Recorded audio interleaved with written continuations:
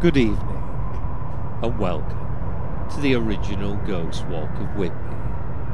My name is Andy Brownson, and I have been a professional palmist and clairvoyant for over 25 years, so it could be said that my interest in ghosts and the supernatural is rather a professional one, and I can assure you that the ghost stories you will hear tonight, all of them have been researched, and they are to the very best of my knowledge true ghost stories.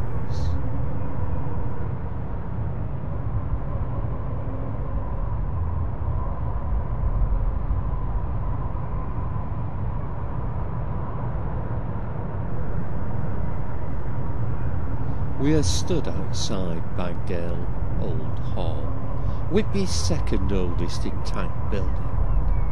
On a winter evening it develops a very oppressive and spooky aspect. Bagdale Old Hall is haunted by the ghost of Captain Brown Bushel. Brown Bushel was a pirate during the times of the Civil Wars, and he swapped sides so often between the Royalists and the Parliamentarians that he earned himself the rather dubious honour of being beheaded at Scarborough Castle.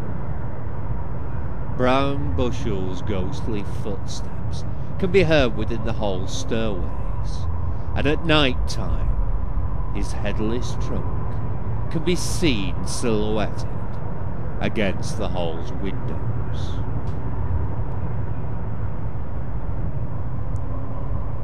Brown Bushel was not the only person to be executed at Scarborough Castle. A favourite of England's only openly gay king, King Edward II, was executed there. This gentleman, called Piers Gaveston, exerted great influence over the king, so much so that the nobleman became resentful, and a rebellion was conducted by the Earl of Lancaster. Lancaster kidnapped Gaveston, took him to Scarborough, and beheaded him. If you think what happened to Gaveston was bad, what's happened to Edward II was considerably worse. Let it suffice to say that it involved a red-hot poker, and that the screams were heard 2.5 miles from Gloucester Castle. To this very day, Gaveston's headless spectre haunts the base of Scarborough Castle walls, and any traveller foolish enough to use the cliff path near the castle on a stormy night is likely to be startled by Gaveston's headless ghost, which will then push him over the edge of the cliff to a most certain death in the sea below.